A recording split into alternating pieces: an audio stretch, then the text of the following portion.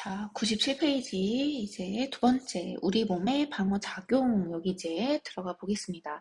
우리 몸에서 일어나는 면역작용, 방어작용이 어떻게 일어나는가. 자, 이 방어작용은 크게 두 가지로 나누어 볼 수 있고요. 자, 여기 표에서 보면 이게 99페이지에 있는 거예요. 자, 여기서 보면 우리의 방어작용, 면역작용은 비특이적 방어작용과 그 다음에 특이적 방어작용으로 나눌 수 있습니다.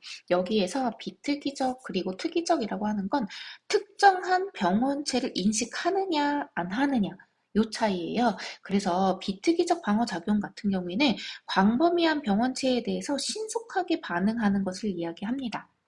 그리고 일단 침입하지 못하도록, 몸 안으로 침입하지 못하도록 겉에서 막아주는 것, 물리적으로 장벽을 치는 것, 이러한 것들도 비특이적 방어에 해당이 되는 거예요.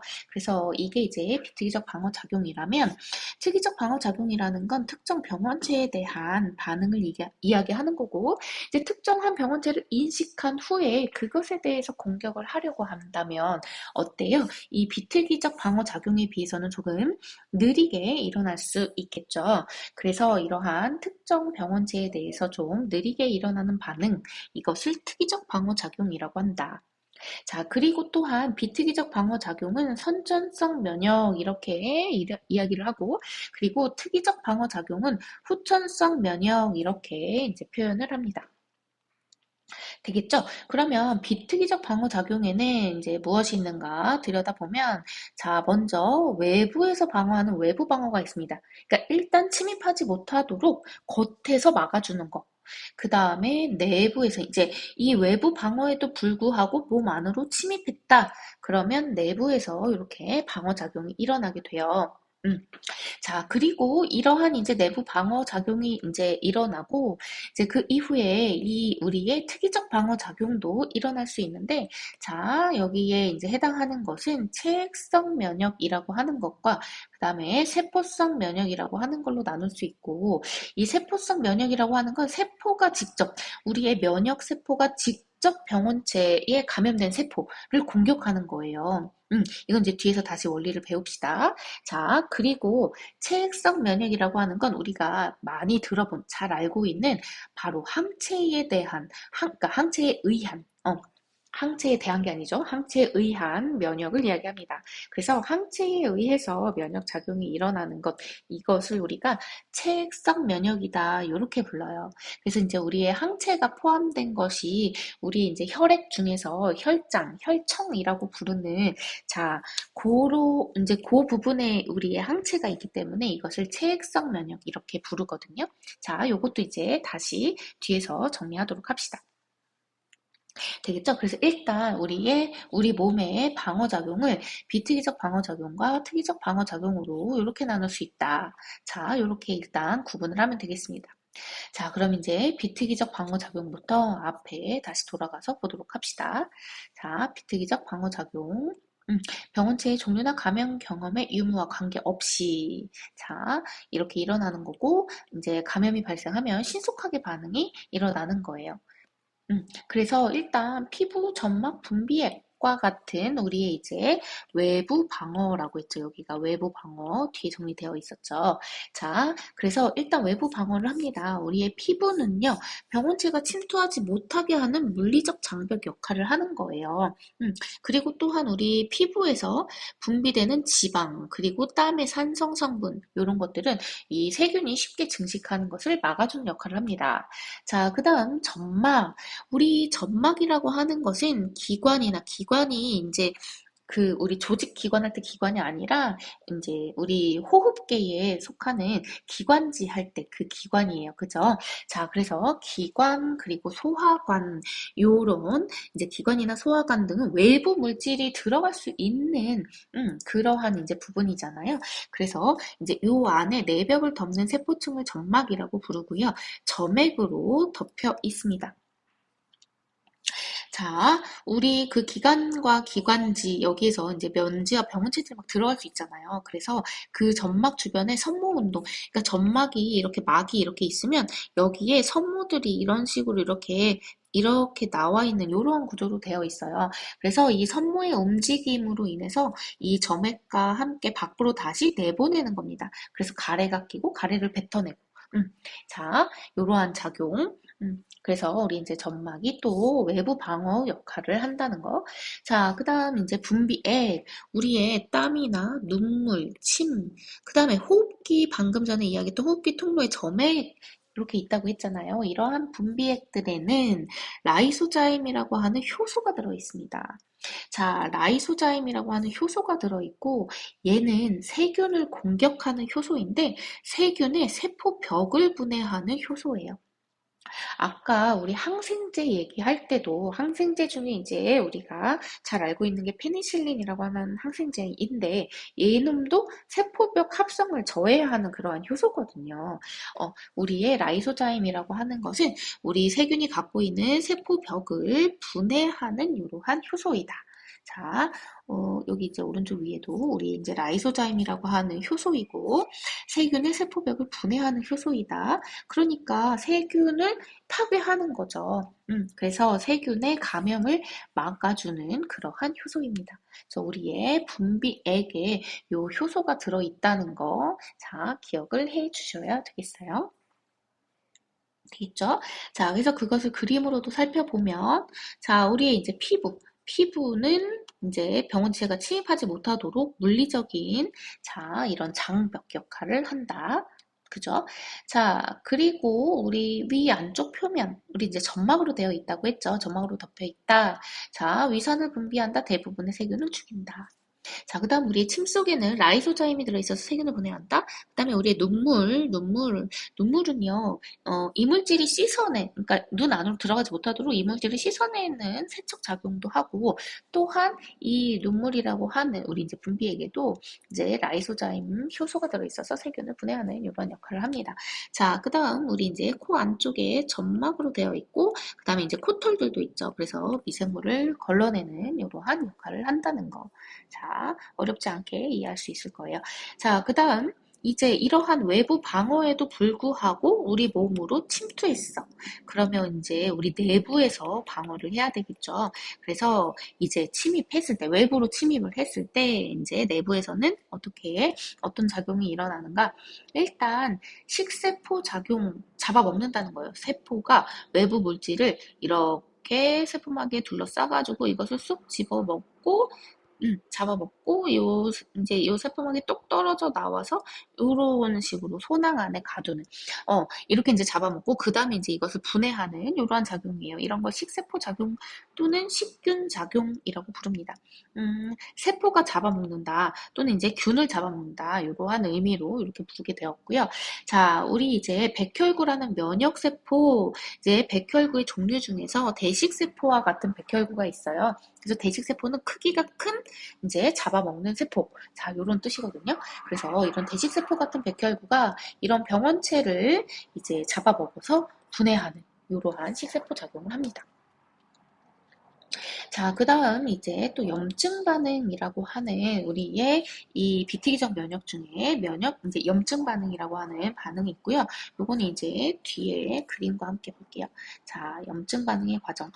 우리가 피부가 물리적 장벽 역할을 한다고 했는데 이 피부가 손상이 돼요. 상처에 의해서 피부가 손상이 되면 병원체가 침투할 수 있겠죠. 그래서 병원체가 체내로 들어오게 되면요. 이 병원체가 들어오게 되면 우리의 면역세포 중에 또 비만세포라고 하는 세포가 있습니다. 비만세포.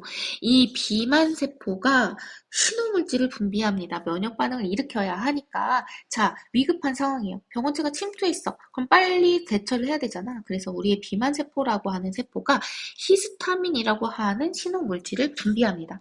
그래서 비만세포가 이것을 이렇게 분비하면 이 히스타민이 신호물질로 작용을 해가지고 어떤 작용을 하느냐. 일단 우리 혈관을 이제 확장시킵니다. 이완시켜요. 모세혈관을 확장시켜. 그러니까 여기로 지나가는 혈류량이 많게 해주는 거고, 그 다음에 또 이 모세혈관의 이 혈관 벽의 투과성을 증가시킵니다. 그래서 이 혈액에 들어있는 우리 백혈구가 이렇게 빠져나올 수 있도록 빠져나와야 면역작용을 할 거 아니에요. 그죠? 그래서 면역작용을 이렇게 백혈구와 같은 면역세포들이 이렇게 빠져나와서 작용할 수 있도록 혈관벽의 투과성을 증가시킵니다. 그래서 모세의 혈관을 확장시키고 그리고 이 혈관벽의 투과성을 증가시켜. 그러면 이제 백혈구가 이렇게 손상된 조직으로 유입될 수 있도록 이렇게 작용을 해주는 거예요. 그래서 여기 이제 지나가는 혈류량도 많아지고 혈관벽의 이제 투과성도 높아지고 해서 상처 부위, 우리의 이제 염증이 생긴다 하면 그 상처 부위가 이제 붉어지고 그리고 그 부분이 이렇게 부어오르게 되죠. 그러한 증상이 생기는 게 우리의 면역 작용 때문에 그런 거예요. 자, 그리고 또 이제 열을 발생시키는데, 이 이제 면역계가 열을 발생시키는 거고, 이 발생되는 열이 하는 역할에 대해서는 의견들이 분분해요. 의견들이 분분한데, 보통 이제 면역계가 활발하게 작용해서 신속하게 병원체들을 제거한다. 요러한 작용을 한다라는 이제 그 효과를 이야기를 합니다. 그래서 이제 열을 이렇게 일으키게 되고, 그래서 부위에 이제 그 염증이 일어난 부위가 이제 뜨겁게 이렇게 열이 나게 되죠. 자, 그리고 또한 또 중요한 것이 통증을 일으킵니다. 자, 통증이라고 하는 건 이 병원체 때문에 일어난다기보다는 우리가 면역 반응을 일으키면서 일부러 통증을 유발하는 거예요. 통증 유발 물질에 의해서 통증을 유발시킵니다. 자, 그러면 어떤 작용이 가능할까요? 우리는 왜 통증을 유발시킬까요? 그렇지. 우리의 대뇌로부터 이 통증을 인식하고 빨리 대처할 수 있도록, 지금 여기 상처가 났으니까, 여기 염증이 생겼으니까, 빨리 너 대처해라. 라는 의미로 통증을 유발하는 겁니다.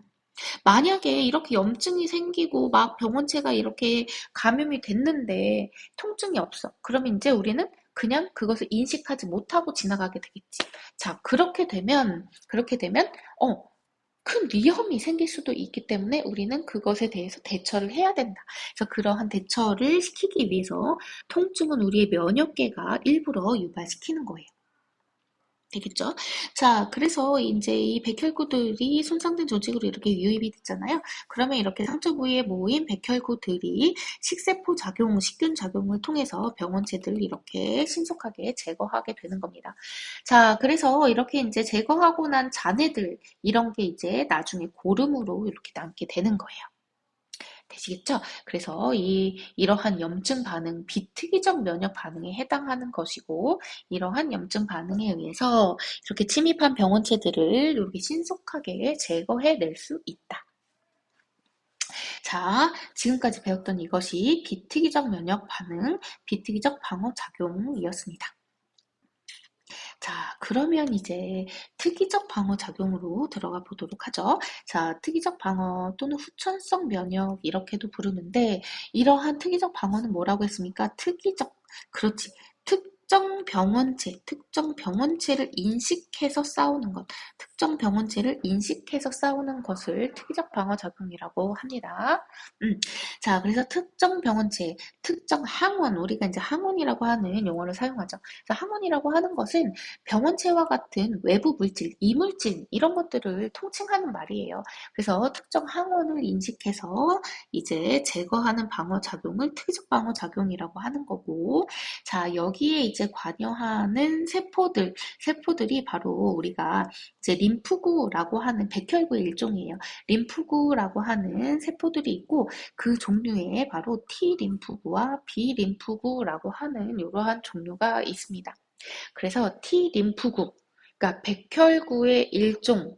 자, 이것이 림프구고, 림프구의 종류에 T 림프구와 B 림프구가 있는 거고, 이 T 림프구는 또 다른 말로 그냥 T세포 이렇게 부르기도 해요. 그래서 T세포, B세포 이렇게 부르기도 합니다. 자, 그러면 도대체 T 림프구와 B 림프구, 자, 왜 이렇게 부르게 되었을까? 자, 그 내용 먼저 요 아래 그림으로 살펴보고 갈게요. 자, 일단 림프구라는 건 방금 이야기했죠. 백혈구의 일종입니다. 자, 이러한 백혈구의 일종, 우리 이제 혈액세포들은 우리 골수에 있는 조혈모세포라고 하는, 자, 조혈모세포라고 하는 성체줄기 세포예요. 그래서 이 조혈모세포로부터 이렇게 만들어지는 겁니다. 그러니까 조혈모세포가 분화해서 여러 가지 다른 종류의 세포들을 만들고 그 중에 이제 이러한 림프구들도 만드는 거예요. 그래서 이렇게 이제 미성숙한 림프구를 만들고요. 이 림프구가 어디에서 성숙하는가? 일단 얘네들이 만들어지는 곳은 골수입니다.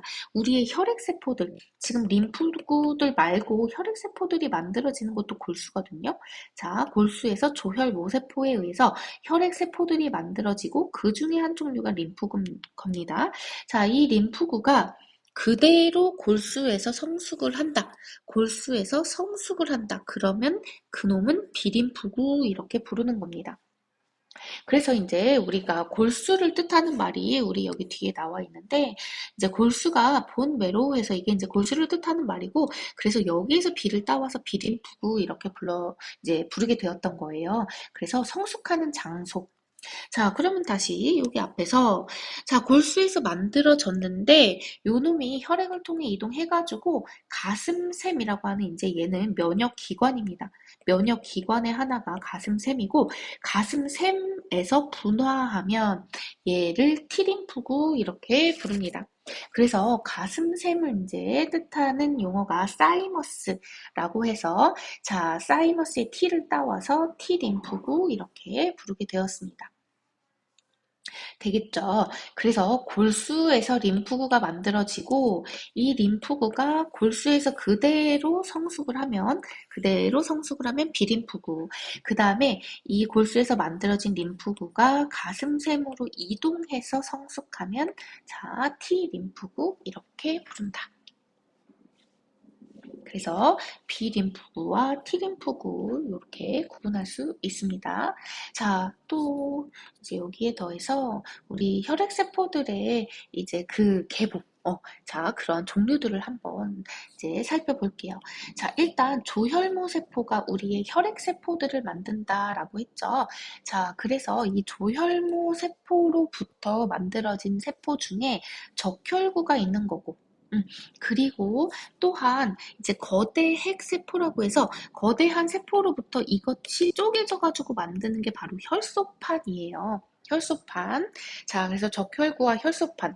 그 다음에 또 혈액세포에 뭐가 있어요? 그렇죠. 백혈구가 있죠? 여기에 이제 나머지 세포들이 모두 다 백혈구인 겁니다. 그래서 우리의 백혈구들이 바로 면역에 관여를 이렇게 하게 되는 거예요. 자, 그래서 이러한 백혈구 종류 중에, 자, 방금 보았던 이러한 림프구의 종류가 있는 거고, 그 림프구가 성숙하는 장소에 따라서 T림프구가 있고, 그 다음에 B림프구가 있고, 되겠죠. 그래서 이러한 림프구 종류가 있고, 그 다음에 또 조금 전에 우리 염증 반응에 등장했던 이 비만세포, 그죠? 비만세포가 히스타민을 분비해서 염증 반응을 일으키는, 자, 이러한 작용을 하는 것도 있고, 그 다음에 또한 큰 포식세포, 이게 뭐야? 그치, 큰 포식, 대식세포. 자, 대식세포 요 종류도 역시 이런 이제 백혈구의 일종입니다. 자, 그 다음 이제 뭐 호염기구, 호중구, 호상구 얘네들이 이제 이런 과립들 이제 분비 물질들을 분비해서 작용하는 우리의 면역 세포들이고요. 뭐 이름은 이제 몰라도 됩니다. 아, 지금 그냥 이런 종류가 있구나. 그냥 이렇게 듣고 넘기면 돼요. 우리들이 기억해야 할 것은 이 백혈구 중에서 뭐 비만세포 염증이 등장하니까 비만세포 그 다음에 이제 대식세포 얘가 식세포 작용을 하죠. 자, 그 다음에 림프구 요 정도 기억을 하면 돼요. 그래서 림프구의 종류에 T림프구와 B림프구가 있다는 거. 되겠죠? 그 다음에 이제 자연살생세포라고 해서 이제 NK, 내추럴 킬러라고 해서 자연 살생 세포 이러한 세포도 있는데 얘는 이제 세포를 죽이는 세포예요. 자, 근데 이제 요거는 기억 안 해도 되고 이제 백혈구 중에서는 비만 세포, 그다음에 대식 세포, 그다음에 림프구. 자, 요 정도 이렇게 기억을 하면 되겠습니다. 그래서 우리의 혈액 세포들 중에서 적혈구와 혈소판, 그다음에 백혈구 이렇게 구분이 된다. 자, 백혈구의 종류 중에 이러한 것들이 있다. 자, 요런 것을 이렇게 살펴보았습니다. 되겠죠? 자, 넘어갑니다. 자, 그러면 이제 특이적 방어 작용에 이제 등장하는 개념을 자, 먼저 한번 살펴보면 여기 이제 항원과 항체가 등장합니다. 항원과 항체라는 건 여러분들이 이제 너무나 익숙하게 들어본 이제 용어들이어서 그렇게 어렵지 않게 여러분과 닿을 텐데요. 일단 항원이라고 하는 것은 체내에서 면역 반응을 일으키는 원인 물질, 그래서 이제 병원체 또는 이제 병원체가 아닌 외부 물질, 이물질, 자, 이런 것들을 칭하는 용어가 항원입니다.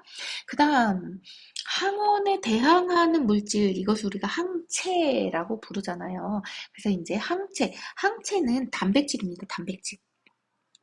단백질이고, 이제 특히 면역에 관여하는 단백질이라서 면역 단백질, 면역 단백질. 그리고 이제 이러한 것을 글로불린이라고 해요. 면역 글로불린. 그래서 이것을 항체 이렇게 부르는 겁니다. 자, 단백질인 거예요. 단백질. 자, 항체를 이제 그럼 만들어내는 세포는 뭐냐? 자, 항체를 만들어내는 세포는 뒤에서도 다시 할 텐데, 일단 림프구 종류 중에 비림프구가 있다고 했죠. 자, 이 비림프구가 이제 분화가 되는데, 분화돼서 만들어지는 세포 중에 이제 형제세포라는 게 있어요. 이거 뒤에서 다시 할게요, 이 부분은. 자, 그래서 이 형제세포라고 하는 것이 바로 이제 항체를 분비하는 세포 되겠습니다.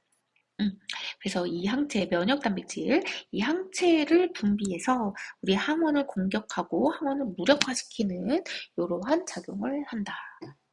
자, 항원과 항체가 결합할 때에는 이제 얘네들의 입체 구조가 맞아야 결합할 수 있거든요. 입체 구조가 맞아야 결합할 수 있고 이런 것을 뭐라고 부르죠? 그렇죠. 특이성이라고 부르죠. 그래서 이것을 항원 항체 반응의 특이성. 그러니까 특정 항체는 특정 항원에만 이렇게 결합해서 작용을 할 수 있는 거예요. 자, 우리 특이성이라고 하는 용어는 또 어디 등장하죠? 그죠? 효소와 기질이 작용할 때도 효소, 기질, 특이성 이렇게 부르지. 여러분 1학년 때 배웠어요. 그래서 효소에 결합하는 물질, 효소가 작용하는 물질을 기질이라고 부르고 효소와 기질이 작용할 때도 역시 입체 구조가 맞아야 작용할 수 있지. 이런 걸 효소, 기질, 특이성 이렇게 부르잖아요.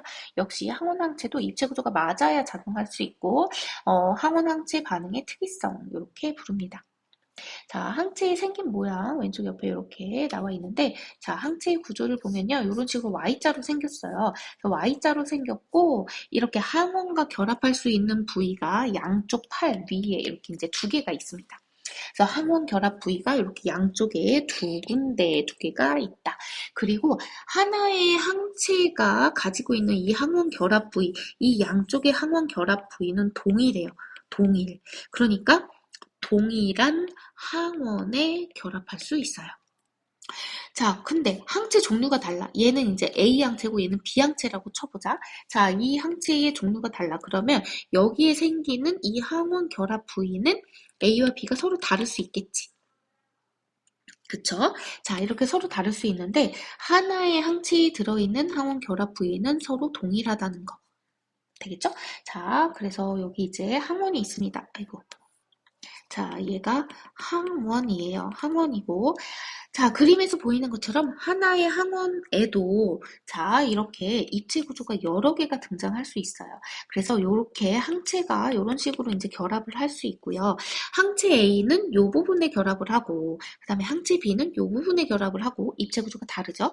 자, 항체 C는 이 부분에 이런 식으로 결합을 하는 이러한 모습을 볼 수 있다. 그래서 항체 A, B, C는 서로 다른 종류의 항체이고 근데 하나의 항체에서는 어때요? 양쪽 팔에 가진 항원 결합 부위가 동일하죠. 항체 A에서도 여기도 동일하지 항체 B에서도 여기가 동일합니다. 자, 그리고 또 하나 뭘 알 수 있냐면 하나의 항원에도 항체가 결합하는 부위가 이렇게 여러 개가 있구나 라는 것을 알 수 있고요.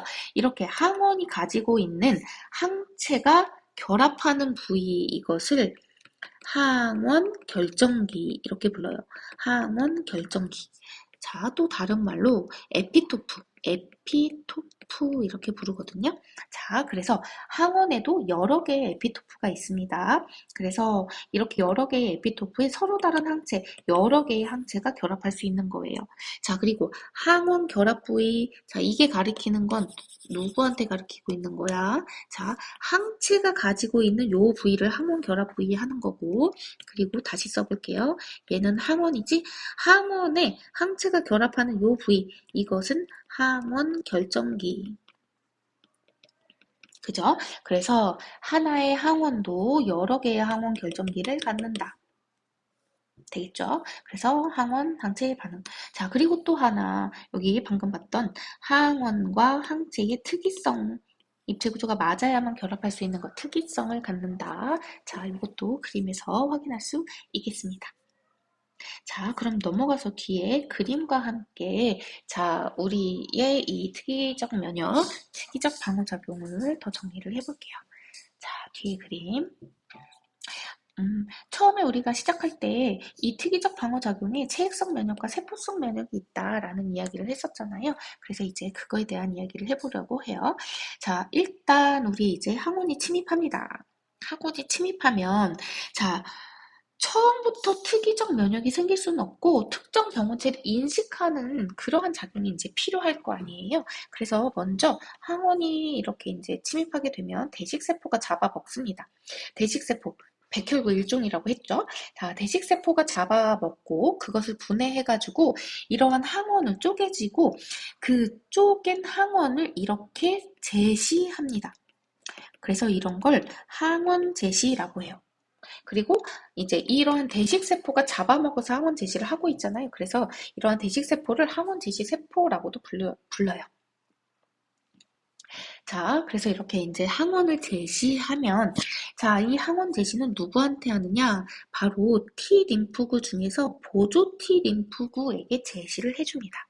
자, 그래서 T 림프구의 종류 중에 보조 T 림프구라는 게 있고, 얘는 이제 보조 역할을 하는 거예요. 그래서 이제 헬퍼다 해서 TH 이렇게도 써줘요. T 림프구. 그래서 헬퍼 T 림프구. 그래서 보조 T 림프구. 그래서 TH 이렇게도 이렇게 표현을 해줍니다. 그래서 이렇게 이제 항원 제시를 해주면 이제 특정 병원체를 인식한 거잖아요. 자, 그러면 이제 이 보조 T 림프구가 항원 제시를 받았어. 그러면 보조 T 림프구가 활성화가 되고 이렇게 활성화된 보조 T 림프구는 또 다른 림프구들을 활성화시키고 촉진시켜줍니다. 활성화될 수 있도록 촉진시켜주고 촉진시켜주고 자 먼저 우리의 T림프구의 종류 하나 이거부터 갈게요. 자 T림프구 중에서 이제 세포 독성 T림프구라고 하는 종류도 있어요. 그래서 이제 T림프구 이제 TC 뭐 이렇게도 부르거든요. 그래서 얘는 이제 사이토톡신에서 세포의 독성을 갖는다 이런 뜻의 이제 그 TC라고 하는 이런 세포 독성 T림프구 자, 요 종류가 있어요. 자, 이 세포독성 T 림프구를 촉진시켜줍니다. 그러면 얘는 이제 또 활성화가 되는 거야. 그러면 얘는 이제 어떤 역할을 하느냐. 아까 전에 인식했던 특정한 병원체, 우리는 지금 특이적 면역을 하고 있잖아요. 그래서 아까 전에 인식했던 특정 병원체에 감염된 나의 세포를 공격하는 거예요. 군인이 공격하는 것처럼 자 얘는 이렇게 군인처럼 이렇게 직접 나의 감염된 세포를 가서 공격해 주는 거다. 그래서 특정한 병원체에 감염된 나의 세포를 가서 공격해가지고 파괴시키는 거예요. 자 이런 식으로 작용하는 것을 세포성 면역, 세포가 직접 가서 우리의 세포 독성 T 림프가 이 세포가 직접 가서 그리고 나의 세포를 공격하는 거라서 우리의 세포성 면역 이렇게 부릅니다. 이해할 수 있겠죠? 자, 그래서 세포를 직접 공격하는 것이다. 여기에 관여하는 것은 세포 독성 T 림프구이다. 세포가 독성을 이렇게 이제 갖는다. 뭐 이렇게 기억을 하면 쉬울 것 같아요. 그래서 세포 독성 T 림프구 여기까지 되겠죠? 자, 그러면 또 다른 색깔로 해볼까요? 자, 다시 또 이 항원 A에 대해서 항원 제시를 받고 보조 T 림프구가 활성화가 됐죠. 자, 얘는 또 다른 이 B 림프구를 이제 활성화시킵니다. 자, 활성화를 이제 촉진해주면 이 B 림프구는 이제 뭐가 되냐? 분화가 됩니다. 분화라는 건 갈라진다는 거잖아요. 자, 이 B 림프구가 분화가 되는데 뭐와 뭐로 분화가 되느냐? 형질세포 라고 하는 것과 그 다음에 기억세포라고 하는 것으로 이렇게 분화가 돼요. 그래서 우리 TH가 작용을 해줘야지만 이렇게 분화가 일어날 수 있습니다. 아까 전에 봤던 세포독성 T 림프구도 이 TH가 있어야지만 이렇게 활성화될 수 있어요. 그래서 얘는 보조 역할을 한다. 보조라고 해서 별로 안 중요한 것 같은데 이 보조 T 림프구의 역할이 있어야지만 여기서도 활성화가 될 수 있고 이 B 림프구도 분화가 될 수 있다라는 거. 보조 T 림프구의 역할이 중요하다. 자, 그럼 이제 비림프구가 분화가 되면 뭐와 뭐로? 네, 기억세포와 형질세포로 분화가 되는 거고 이 기억세포는 우리에게 면역 기억을 생성해주는 그러한 세포입니다. 자, 그리고 이 형질세포라고 하는 것은 항체를 만들어서 분비하는 세포예요. 형질세포. 자, 그래서 이제 이 세포의 그림을 보면, 얘는 이제 핵이고, 얘는 소포체고, 여기는 이제 골지체야. 이것들이 이렇게 발달된 모습을 볼 수 있는데, 요것에 대한 건 지금 배울 건 아니고, 여러분들이 1학년 때 잠깐 배웠던 걸 떠올려 보면, 단백질을 만들어서 분비하는 경로, 거기에 소포체와 골지체가 있었잖아요. 그래서 얘네들이 단백질을 분비하는 세포에 굉장히 발달한다. 그러한 그림이 이렇게 표현이 되어 있는 겁니다. 되겠죠? 이 그림이 도대체 뭔가 이렇게 이제 할 텐데 이게 단백질을 만들어서 분비하는 세포이다 보니까 이거 단백질을 만들어서 이렇게 분비하는 운반하고 분비하는 그러한 세포 소기관 소포체와 이렇게 골지체가 이렇게 발달한 이러한 모습을 보여주는 것이다. 그렇게만 이제 알고 넘어가면 되고, 자, 얘는 이제 형질세포입니다. 형질세포의 이름은 당연히 기억하셔야 되겠죠? 자, 형질세포가 이렇게 항체를 만들어서 분비해. 항체는 뭐라고 해서 단백질이죠. 그래서 항체라는 이제 총을 쏜다. 총을 쏴서 공격한다. 이렇게 이제 기억하면 좀 쉬울 것 같아요. 그래서 형질세포가 항체에 총을 쏴서 이 항체는 항원항체 반응을 일으키게 되고, 우리의 항원을 무력화시키는 이러한 작용을 하는 자, 요런 이제 면역 반응 되겠습니다. 되겠죠? 그래서 우리의 이제 항체가 관여하는 반응, 이것은 체액성 면역이라고 부른다. 우리의 체. 그래서 이제 우리의 혈액에 들어있는 거예요. 그리고 이제 특히 혈액 중에서도 세포 말고 이제 포함된 부분이 혈청 이러한 용어를 사용하는데 요거는 뒤에서 혈액형 하면서 다시 이야기하겠습니다. 알겠죠? 우리의 혈청 이러한 용어를 사용하는데 요거는 뒤에서 혈액형 할 때 다시 보자. 그래서 자 다시 항체가 관여하는 거 체액성 면역 그 다음에 여기 세포 우리의 세포독성 T림프구 세포가 직접 공격하는 거 세포성 면역 그 다음에 얘는 형질세포가 항체를 분비해서 공격한다 총을 쏜다 얘는 체액성 면역 자 이렇게 기억하면 됩니다. 여기까지 되겠죠? 자, 그 다음 또한 지금 우리는 특이적 면역을 배우고 있는데 특이적 면역이 일어나기 위해서 또 이 부분을 보면요. 얘는 대식세포가 잡아먹는 것 자체는 비특이적 면역이죠. 그죠? 그래서 우리의 특이적 면역, 특정 병원체를 인식해서 일어나는 이러한 면역 작용이 이제 일어나기 위해서는 일단 먼저 비특이적 면역 작용, 이 작용도 일어나야 한다는 거. 일단 잡아먹고 이것을 분해해서 항원을 제시해야 그 특정 병원체를 인식해가지고 특이적 면역이 일어날 수 있는 것이다. 이렇게 볼 수 있는 거예요. 알겠죠? 자, 그래서 이렇게 이제 대식세포가 잡아먹는 것부터 항원 제시하고 그 다음에 이렇게 특이적 면역, 세포성 면역과 체액성 면역이 이런 식으로 일어날 수 있다. 자, 자, 그러면 이제 하나 더. 자, 뭐냐면요. 여기 이제 기억세포를 만들었잖아요. 우리의 비림부구가 형질세포와 기억세포로 분화가 되었었는데, 그죠? 분화. 자, 기억세포는 뭘 한다? 면역 기억을 만들어요. 그럼 이제 면역 기억을 만들었다. 그럼 얘는 어떻게 작용하느냐? 이제 두 번째, 2차 침입. 그 동일한 항원이 2차 침입. 그러니까 2차든 3차든 4차든 재침입을 했을 때요. 재침입을 하게 되면 우리의 기억세포가 바로 분화됩니다. 뭘로? 형질세포로. 그리고 자, 우리의 기억세포가 바로 형질세포로 분화가 되고요. 자, 형질세포가 뭘 만들어? 그쵸? 항체를 만들어서 분비합니다. 그러니까 굉장히 신속하고 강력하게 일어날 수 있어요.